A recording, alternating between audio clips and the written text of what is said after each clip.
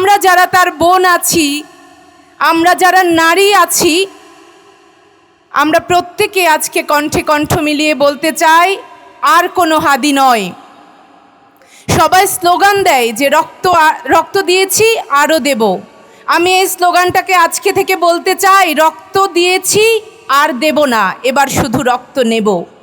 এতদিন পর্যন্ত প্রতিশোধ আমাদের হৃদয়ে কম আসতো, কিন্তু যখন দেখেছি আমাদের 2000 ভাই বোন যখন প্রাণ দিয়েছিল, তাদের একটা বিচারও করতে পারেনি এই ইন্টারিম, এই বিচার বিভাগ, আমরা তখন ব্যর্থ হয়েছি। আমরা তখন বলছি যে রক্ত আমরাই নেব। হাদি ভাই আমাদেরকে শিখিয়ে দিয়ে গেছেন যে কিভাবে নিজের প্রাণ দিয়ে প্রমাণ করতে হবে যে আমরা কারো আধিপত্য সহ্য করব না। হাদি ভাই তার কবিতায় লিখেছিলেন, আমি গতকাল তার একটি কবিতা আবৃত্তি করতে গিয়ে আমার বারবার বিশ্বাস হচ্ছিল না যে জলজ্যান্ত একটা মানুষ যে প্রত্যেক দিন টকশোতে কথা বলতো, যে তার মৃত্যুটাকে একটা ইনসাফের মৃত্যু নিয়ে তার রবের কাছে দাঁড়াতে চাইতো, সে মানুষটা আজকে আর আমাদের মাঝে নেই। এটা মেনে নিতে সত্যি আমাদের কষ্ট হচ্ছে। যতবারই কষ্ট হচ্ছে তখনই পবিত্র কোরআনের সূরা ইমরানের সে আয়াতটা আমাদের মনে আসছে যে কুল্লু নাফসিন যায়কাতুল মাউত, প্রত্যেকটা প্রাণীকে মৃত্যুর স্বাদ গ্রহণ করতে হবে।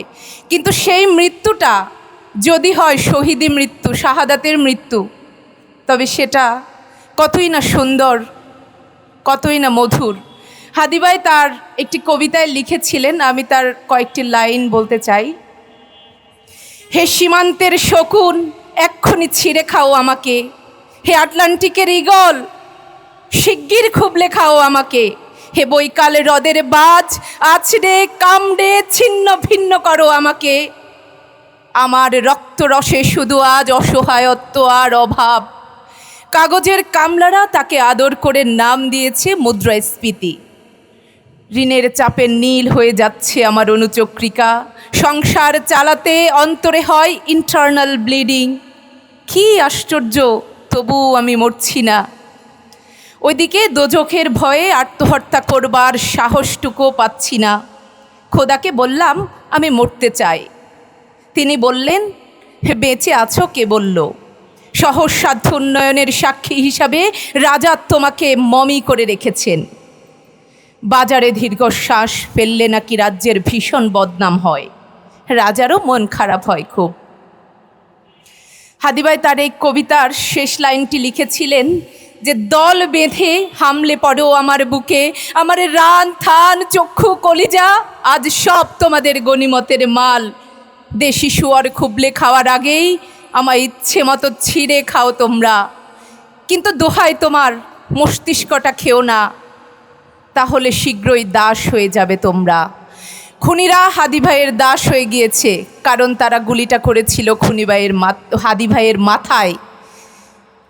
তারা আজন্ম দাস হয়ে থাকবে। কিন্তু আমরা যারা জীবিত আছি, আল্লাহর কসম করে বলছি, আমরা হাদি ভাইয়ের আদর্শকে আমাদের বুকে ধারণ করব, লালন করব। যারা বারবার আধিপত্যের কথা বলে আমাদের দেশকে অস্থিতিশীল করতে চায়, আমরা তাদের দাঁত ভাঙা জবাব দিব।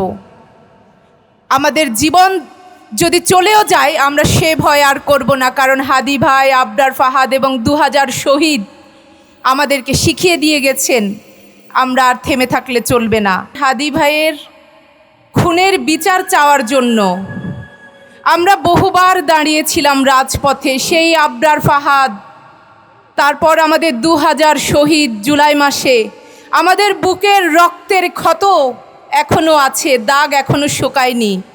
আমরা বারবার কেন দাঁড়াবো? এই রাষ্ট্র আমাদের নিরাপত্তা দিতে ব্যর্থ হয়েছিল গত 17 বছর।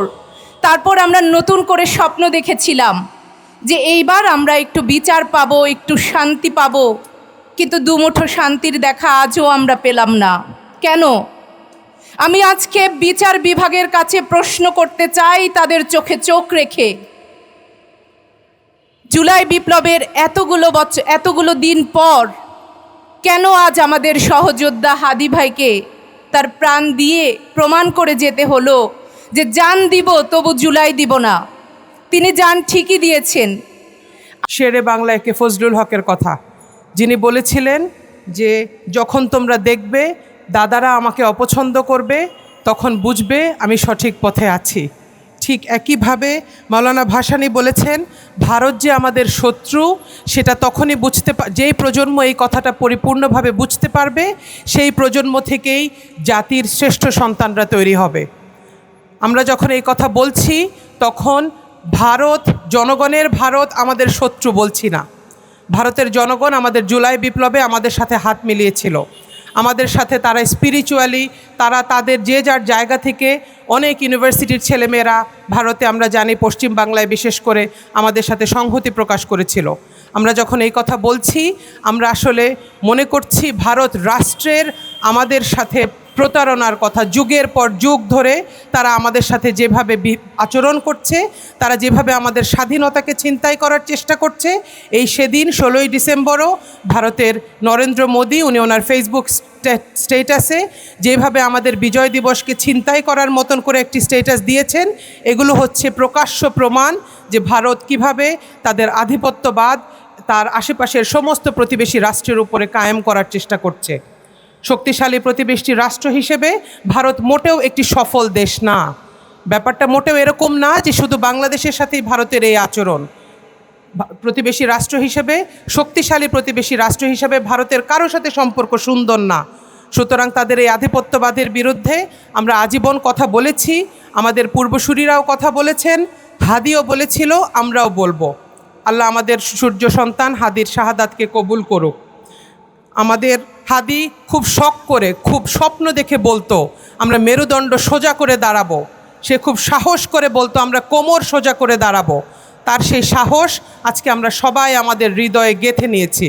আমরা মেরুদণ্ড সোজা করে দাঁড়ানোর জন্য, কোমর সোজা করে দাঁড়ানোর জন্য, সাহস করে দাঁড়ানোর জন্য আমরা নিজেরা পড়াশোনা করব, আমরা জানব। হাদি খুব বলতো সাহস করে, আমি যদি কোনো কারণে চলে যাই, আমার সন্তানরা যেন এই আধিপত্যবাদের বিরুদ্ধে দাঁড়াতে পারে, আপনারা সেটা দেখবেন। তারাও যদি চলে যায়, তাদের সন্তানরা যেন আধিপত্যবাদের বিরুদ্ধে দাঁড়াতে পারে, আপনারা সেভাবে সেই সন্তানদেরকে তৈরি করবেন। হাদি খুব সাহস করে বলতো, ওরা যদি আমাদেরকে মাইনরিটি কার্ড দিয়ে ভয় দেখায়, আমরাও তাহলে ওদেরকে মনে করিয়ে দিব যে তোমাদের কুকিচিনের মেয়েদের সাথে তোমরা যেটা করো সেটা আমরা জানি। ওরা যদি আমাদের করিডোর নিয়ে ভয় দেখায়, আমাদের ট্রানজিট নিয়ে ভয় দেখায়, ওরা যদি আমাদের হিল ট্র্যাক্স নিয়ে ভয় দেখায়, আমরাও বলবো আমরাও তোমাদের চিকেন নেক চিনে নিয়েছি। আমরা জানি কখন কোথায় আমাদের শক্তি প্রয়োগ করতে হবে। একটি স্বাধীন সার্বভৌম রাষ্ট্র হিসেবে আমাদের সুন্দরবনে যখন ওরা রামপাল বিদ্যুৎ কেন্দ্র স্থাপন করে, তখন আমরা প্রতিবাদ করার ভাষা খুঁজে পাই না, আমরা তখন চুপ করে থাকি। এই আধিপত্যবাদের বিরুদ্ধে কথা বলার জন্যই হাদিদের জন্ম। আমরাও সেভাবে কথা বলবো ইনশাআল্লাহ। আমাদের সুন্দরবন, আমাদের হিল ট্র্যাক্স, আমাদের কোনো কিছু নিয়েই তাদেরকে আর আমরা খেলতে দিব না। আমাদের হাদি সবসময় বলতো ইনসাফের রাষ্ট্র। তার এই শব্দটা নিয়ে অনেক স্বপ্ন দেখেছি আমরা। তার এই আইডিয়াটা নিয়ে আমরা সবসময় ভেবেছি যে ইনশাআল্লাহ বাংলাদেশে খুব শীঘ্রই একটি ইনসাফের রাষ্ট্র প্রতিষ্ঠিত হবে, এবং সেই রাষ্ট্রের জন্য আমরা আপামর জনসাধারণ সেই দেশের জন্য, সেই ইনসাফ কায়েমের জন্য কাজ করব। হাদির অনুপস্থিতিতে আমি খুব জোরালো গলায় আমাদের সম্মিলিত নারী প্রয়াসের পক্ষ থেকে বলতে চাই, সেই ইনসাফের রাষ্ট্রের জন্য ইনশাআল্লাহ আমরা আজীবন কাজ করব। হাদির মতন আমিও বলতে চাই যে আমাদের মতন আমরা যারা রাষ্ট্রের ইনসাফকে বুঝি, আমরা যারা ভারতীয় আধিপত্যবাদের বিরুদ্ধে কথা বলা শিখেছি, আমরা যদি ঘরে বসে আমাদের বিছানায় আমাদের মৃত্যু হয়, সেই মৃত্যু আসলে লজ্জার মৃত্যু। আমরা এই মৃত্যুকে ভয় পাই না। কিন্তু আমি আমার আগের বোনের মতন বলতে চাই, আমাদের দেশের সাহসী সন্তানদের নিরাপত্তা সহ দেশের সাহসী বক্তা, সাহসী বক্তব্যগুলো, সাহসী স্বপ্নগুলোকে বাস্তবায়ন করার মতন সাহস এবং অনুপ্রেরণা এবং লজিস্টিক সাপোর্ট আমরা আমাদের তত্ত্বাবধায়ক সরকারের কাছ থেকে চাই। আমাদেরকে কালচারাল অ্যাগ্রেশনের ব্যাপারে হাদি সবসময় সাবধান করত। আমাদের কালচারাল অ্যাগ্রেশনটা এরকম হয়ে গিয়েছিল যে আমি কবি আব্দুল হাই শিকদারের মতন বলতে চাই যে বাংলাদেশের উন্মুক্ত আকাশে গলিত রক্তাক্ত পুজের মতন কালচারাল অ্যাগ্রেশন আমাদের ঘরে ঘরে, আমাদের ফোনে ফোনে, আমাদের লেখায়, আমাদের লেখনীতে, চিন্তায়, সমস্ত কিছুতে ঢুকে গিয়েছে। হাদি এই কালচারাল অ্যাগ্রেশনের বিরুদ্ধে কথা বলতো। আমরাও এই কালচারাল অ্যাগ্রেশনের জন্য কাজ করছি। আমরা এখন আর কোনো ন্যারেটিভ, কোনো বাধা ধরা 54 বছরের তৈরি করা গদ বাঁধা ন্যারেটিভকে ভয় পাই না। ইনশাআল্লাহ আমাদের সন্তানেরা যেহেতু জেগে উঠেছে, আমরাও সাহসী হয়েছি ওদের স্বপ্নে, ওদের সাহসে আমরা এই ন্যারেটিভ বদলে দিব ইনশাআল্লাহ। আগামী 54 বছর বাংলাদেশে আরও অনেক নতুন নতুন ন্যারেটিভ তৈরি হবে। বাংলাদেশের সাংস্কৃতিক আগ্রাসন বন্ধ হবে, বাংলাদেশের ভারতীয় আগ্রাসন বন্ধ হবে। এই আগ্রাসনের জন্য জীবন দেওয়া আজকের নতুন ঘটনা নয়। শহীদ মীর নিসার আলী তিতুমীর থেকে শুরু করে এদেশে সিপাহী বিপ্লবের সময় এবং পরবর্তীতে দেশের অনেক সূর্য সন্তানেরা এই আগ্রাসনের বিরুদ্ধে কথা বলে তারা তাদের জীবন বিসর্জন দিয়েছেন। ইনশাআল্লাহ আল্লাহ রাব্বুল আলামিন তাদেরকে সম্মানিত করবেন। শহীদ আবরার ফায়াজ থেকে শুরু করে আজকের আমাদের হাদি, আমাদের ছোট্ট হাদি, আমরা সবাইকে হারিয়েছি শুধু এই একটা ব্যাপারে কথা বলার কারণে, এই একটা ব্যাপারে আওয়াজ বুলন্দ করার কারণে। ইনশাআল্লাহ এই জিনিসটা আমরা তাদের এই স্বপ্নগুলো, তাদের এই কাজগুলোকে আমরা জারি রাখব। শুধু একটা কথা বলে একটা ঘটনা বলে আপনাদেরকে আমি আমার বক্তব্য শেষ করতে চাই। আমি সেদিন একটি মজার একটা বই পড়ছিলাম, সেটা হচ্ছে স্যার মীর লায়েক আলী, উনি হায়দ্রাবাদের শেষ প্রধানমন্ত্রী, ওনার লেখা একটা বই, সেখান থেকে কিছুটা বক্তব্য আমি আপনাদের সামনে তুলে ধরতে চাই। মীর লায়েক আলী ওনার বইতে লিখেছিলেন, বইটার নাম ছিল দ্য ট্র্যাজেডি অফ হায়দ্রাবাদ। ওখানে উনি লিখেছিলেন, উনি যে সিমটমগুলো লিখেছিলেন যে একটা জাতি, একটা দেশ, একটা স্বাধীন সার্বভৌম রাষ্ট্র কখন বুঝতে পারবো আমরা যে ভারতের আগ্রাসনে নিগৃহীত হচ্ছে এবং দিনকে দিন আস্তে আস্তে ভারতের কাছে বিক্রি হয়ে যাচ্ছে। উনি যে সিমটমগুলো লিখেছিলেন, দুর্ভাগ্যজনকভাবে প্রতিটি সিমটম আমাদের দেশের সাথে মিলে যায়। উনি বলেছিলেন যে যখন আপনি দেখবেন আপনার দেশের রাজনীতিবিদদেরকে কিনে ফেলা হচ্ছে, এই দেশের রাজনৈতিক দলগুলোকে কিনে ফেলা হচ্ছে, এই দেশের রাজনৈতিক দলগুলোর মধ্যে নোংরা মারামারি, বিভেদ, রাহাজানি, তাদের অন্তর্গত কোন্দল, তাদের নিজেদের ঝগড়াঝাটি বেড়ে যাবে, তখন বুঝবেন এই দেশে ভারতের আগ্রাসন কাজ করছে।